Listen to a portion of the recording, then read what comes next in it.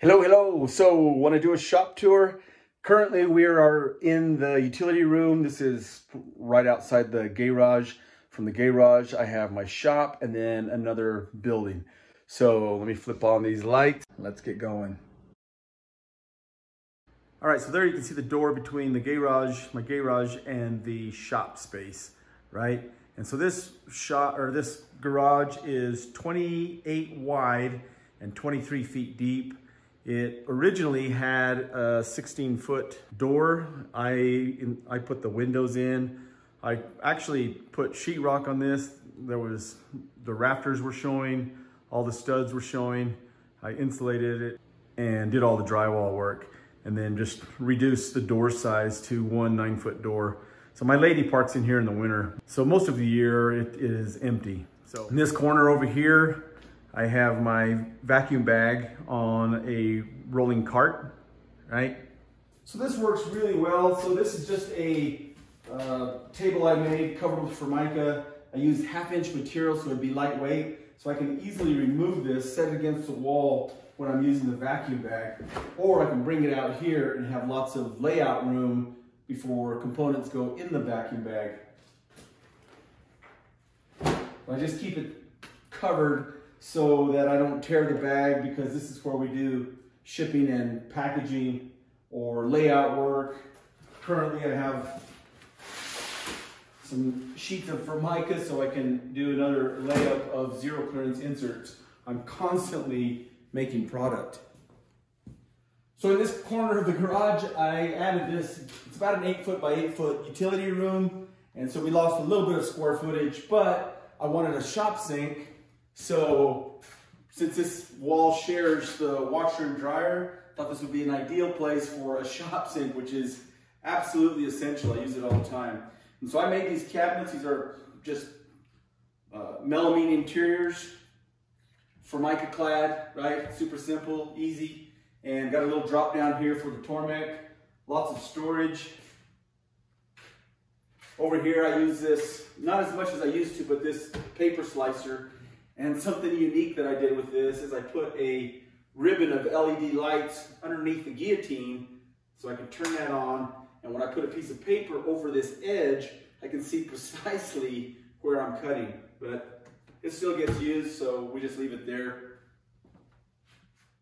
Up above, I don't know if that shows up, this is where I store my 6 ponies, Kronovian style sawhorses. Does that show up? So there they are against the ceiling, super handy, but yet out of the way. Added my logo to one of them, and I should have made 8 actually. Wanted to show you this. I put a little slot in the top rail. That way you can clamp boards down. Super effective. And the top rails can be removed, replaced. They're held in with a machine bolt. All right, in this corner with the vacuum bag rolled out of the way, I just keep inventory over here. Up on that top shelf, you can see a lot of docks for the Festool Domino, the XL700, the DF500. In those white boxes, I keep zero clearance inserts, and I just sell them or package them in groups of 1, 2, and 3. Some people order 3 at a time. The rest of the inventory I keep in that box. Down there, I've got marquetry class 101 kits. This shelf is empty except for 1 box. Those are my 90-degree decks. I have more inventory coming this week. And also sell the threaded blocks for the Felder hammer sliders for some models. Panther outer stop blocks, vise wedges, my Unifence roller assemblies. Here I've got my dyed and domestic and mixed veneer packs. Those are for the Shaper Origin tutorial for working with veneer with the Shaper Origin. So yeah, a lot of inventory. It's not quite enough room, but here in the corner, yeah, it works. As viewed from inside the garage to the right of the garage door, this area here is my metalworking area. So I've got this dude on wheels. Get that out of the way. And I don't really use this much for wood, metal, grinding metal.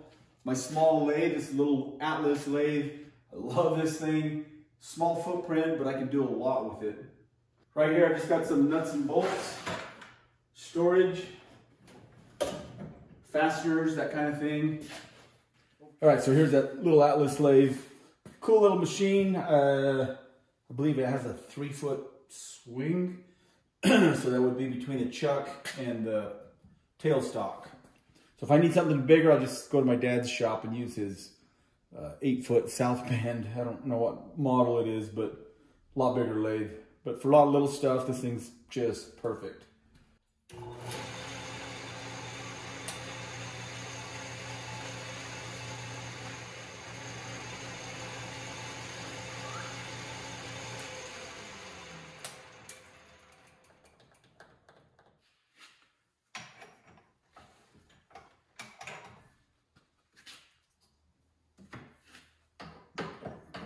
Chuck in here, right?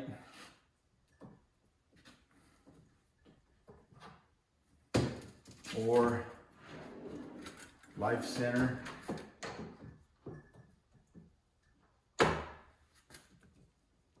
Awesome. Then I made this dude, I think I did a YouTube video on this. So this will mount to the bed. And of course, these are adjustable. I've done a lot of videos. I'm pretty sure I made a YouTube video on this. I forget what you call them, but anyway, so you can do long material without using that life center. You just chuck this up and center it. So it's basically a support, right? So I made the cabinet, and only a woodworker would make a support for a heavy lathe out of wood, but it's very strong. Of course, a lot of storage, right? My tap and die set in there. My standard shop-made handles, very ergonomic. Melamine drawer boxes. Oop, that one's stuffed. Yeah, love it. All right, over here, just more storage. These are 42-inch uppers, and yeah, nah, I don't need your opinion about my mismatched Formica. It was free, okay? So I've got storage down here, rollouts, mechanic tools, that kind of thing. Lots of storage down there. This bench, this thing is awesome. It's 2 inches thick, or it's actually 1 3/4 thick particle board with a piece of 1/4 inch plate and a 2 inch by 2 inch angle iron all around the perimeter. Extremely solid, so I can do that kind of work here. I love this setup. I wish I would have incorporated a better place to put my vise, because sometimes the vise handle gets in the way of the door, but not a big deal. Got lighting. Yeah. Small space, but I can store a lot. So anyone that knows me knows that I love Spydercos, right? These are all still new in the package. I carry 2 in my truck, 1 in my back pocket. My lovely lady has 3 herself. And so 20 years ago, actually longer than that, when we first moved in 2000, I made this contraption to sharpen my knife. And back then, I used to use solid surface, and I just drilled a hole in these stones. This is wet or dry paper on there. This is a 1/4 inch extension with a wobble joint, right? And I can adjust that to the angle for the Spydercos. And that's the only knife I carry, so this always stays at that angle. And then these slip into place, like so. And this worked for years, right, to sharpen my knives. And then sometime in, I'd say around 2008 or 9, I saw this similar design, great minds think alike, by, I believe, Wicked Sharp. And I was fascinated. It looked identical to what I made. Well, similar. Mine is much more robust. And so I bought the stones, and the hole was too small, so I just drilled it to fit these 1/4 inch extensions. And with that, I was able to find all these stones, and I can easily keep my knives sharp.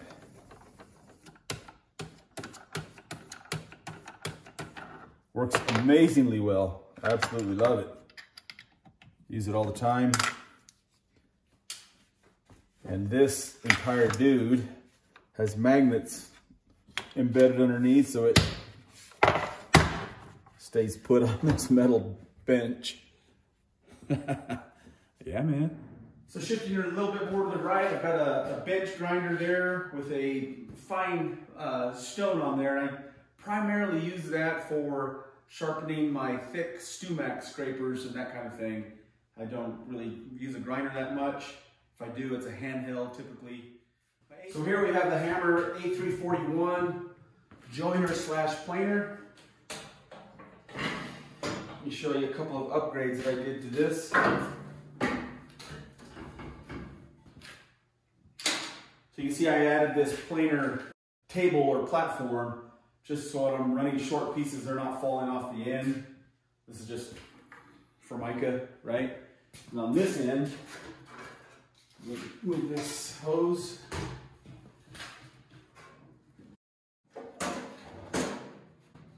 Check it out.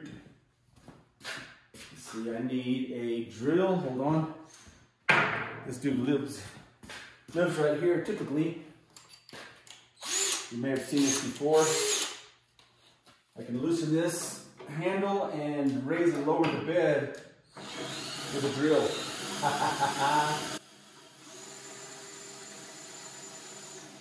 So I made this little contraption here. It's just a couple of gears and a chain. So chain drive or manual drive, right? All right, so here's a close-up of that. It's just a matter of connecting a couple of sprockets in a chain, right? I can access this bolt through this hole. There's a nut on the back. I had to make a little bit of a ramped or a wedged shim or spacer, like a washer that's angled because of this draft angle on the cast iron, just to keep that in line. But yeah, works great.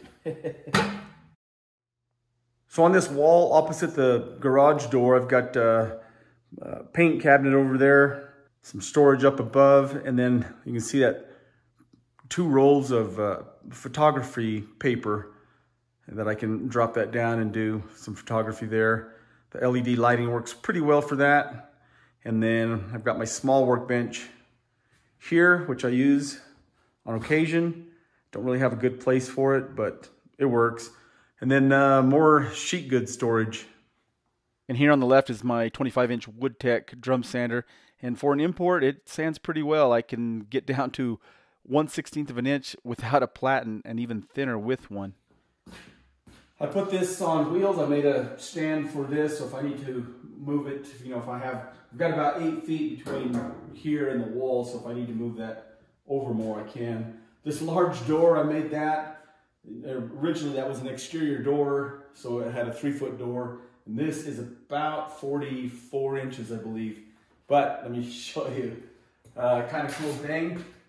So just looks like a regular plywood door, right? This looks like stacked layers of lamination, but it's actually a torsion box construction, and then this veneer, plywood veneer. This is about 5/16 thick, I think. Anyway, the first one I made was made out of solid layers of plywood stacked up like this. It was a total failure because all those layers, 114 layers, 3/4 thick Baltic birch, it ended up sagging slightly. And so after I got it installed, I thought this isn't gonna work, but I knew what I wanted, so I remade it. It looks exactly the same, but completely stable. This thing is, I can tell you how old it is. Check it out. Let the cat in. So I made this in 2017, and this is a magnet which operates a sliding mechanism. Check it out. So this steel bar, it's about, I don't know, 13 inches long if I remember right. It's 5/16 or 3/8 thick, something like that. It's on a set of rollers, bearings actually. And the axles, I turned on my little leg and installed that in there, put a magnet. And so this magnet repels that magnet rather than attracts. And I did that so, there's magnetic particles in the air, especially in this room. They will stick to these magnets. And if this was attracted to the magnet in this bar, it would eventually scratch this finish, right? So by repelling it, minimizes that scratching. You can see when this is closed, I put that in place, boom, locked, right? Just fun. I like practicing on stuff like that in my shop or my furniture, and then later if I want to utilize something like this, I know it's going to work. And when this is not being used, it lives right there. Did you hear the magnets pull that door closed? There's 4 magnets in the door edge and 4 magnets in the frame, just to keep that closed when I have other doors open in the summer and I get a breeze going through here. I found this old photo, thought it was interesting. This is when I was enlarging the opening. What a mess. I don't know if this is worth showing, but more storage in here. Auto magic lighting.